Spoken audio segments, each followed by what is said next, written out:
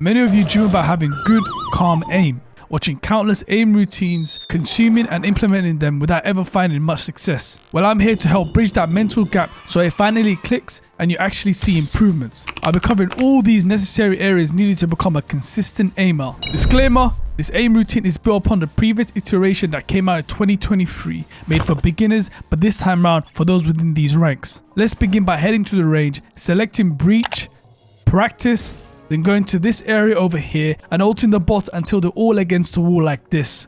From there, shoot 2 of them so we can play around with 2 bots at a time instead of the usual 1 at a time, which can go from either far left, middle or far right. We'll begin by bursting and pulling down. Essentially, we want all our shots to be condensed like this. You can practice this by just pulling down at various distances until you're accurate. I mentioned this in a lot more detail in my previous aim routine, so check that one out if you're not confident that you can burst like this. We're just going to be practicing this by just pulling down at various distances until you're accurate. So pull down and do the same for the bot. Set a timer of 3 minutes, taking your time, maintaining a high degree of accuracy. Once you feel comfortable and confident that you can easily burst without having to think about it too much, then move on to the next step, which is implementing strafing in between our burst.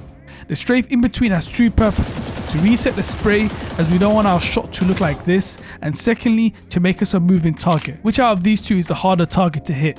Of course it's B, and that's what we're trying to achieve by instilling the strafe burst, and it's something I always go to when fighting multiple enemies, or to reset my shot if I whiff. So just like the previous task, we're going to be bursting, but before we burst onto the next spot, we're going to be strafing, or if we whiff, we strafe. So it should look something like this, and typically I do this for around 2 to 3 minutes or 1 whole song. Once again, if you're feeling comfortable and confident that you're hitting your shots and strafing in between them, then move on to the next step, which is implementing 3 other bots mimicking 5 enemies, which isn't likely that you'll see this in game where you come across 5 enemies, but if you could do it against 5 bots or 5 enemies, then you can easily do it against 2 or 3 of them. And we're going to be doing the same thing, but this time continuing that to all 5, starting slow, and eventually you should be comfortable enough to burst and strafe in between all your bursts. Here are examples of me using this technique against multiple enemies. You can see that although I missed my shot, I'm immediately strafing so I can reset my shot. Once I kill an enemy, I'm strafing again, doing the same thing, killing an enemy again, strafing, and then the last enemy, which is the Omen, I strafe again. The goal of this is to instill the habit of strafing in between our shots to reset our recoil and or dodge bullets. This falls in line with our next point, and that's understanding how someone like Loudless uses movements to evade shots, something that's unique and genuinely improved me ever since I implemented it.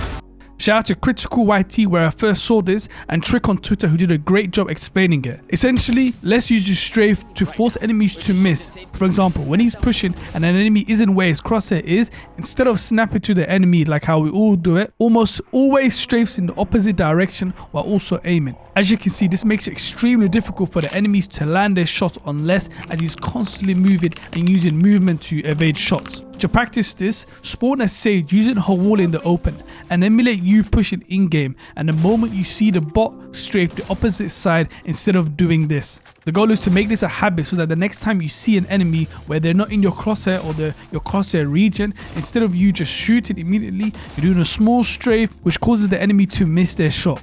This is from one of my recent games, and I wanted to show you guys an actual example of me implementing this and having success in helping me kill this gecko. So I'm not sure where both of them are, but I have a rough idea that both of them are towards this area. I get the clove and immediately I'm waiting for the swing from the gecko on stairs.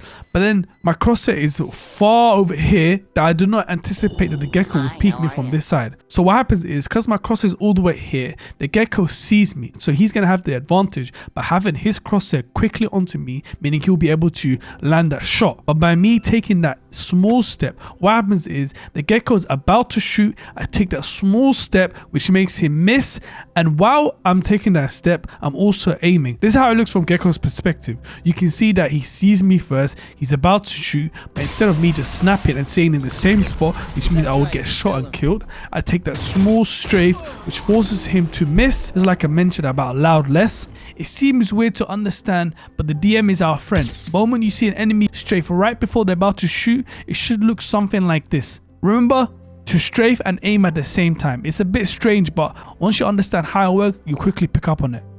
Now that we're covering DMs, the next is using DM to practice a variety of shots, starting off with tapping. There are many instances where tapping can be favorable. For example, if you're in a long distance engagement, let's say you're in nest and you see an enemy bottom mid near shoot. Bursting in this range can be effective, but if you're able to tap, it's a lot more advantageous. Alright, so we're going to be starting off tapping by taking your time, and if you miss, force yourself to wait a whole second. Waiting the whole second essentially helps you remain calm and not be overwhelmed when an enemy is shooting at you.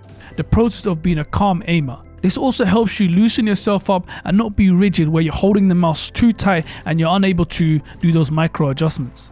Expand on this by holding and letting enemies run into your crosshair but still one-tapping. After 20 successful eliminations, begin by burst firing and remember to have your burst on point. None of this nonsense of having your recoil go up. Refer back to the first step where you need to have your burst on point. Bursting is such a huge aspect that you need to have it down to the T. We're going to be doing the same thing, bursting. If you miss, wait one whole second before bursting again. The next pillar is crouching. Most of you struggle with crouching to where you're unable to determine when and where to crouch and have the habit of doing it at all ranges. Sometimes the second you see an enemy, which causes you to have inconsistent gunfights. Well, this trick that I first saw from Senna, who also makes great guys, check him out. Essentially unbind crouch in control, then head to equipment and replace the knife bind, for most it should be free, and add control or your crouch key.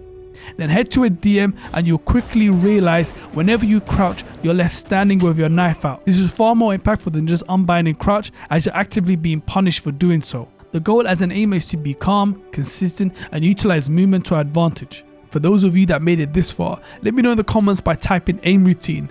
And the next guy that's going to come out is going to be the Guardian. From there, I'm going to make a poll to see what you want to see after that. And as always, until next time.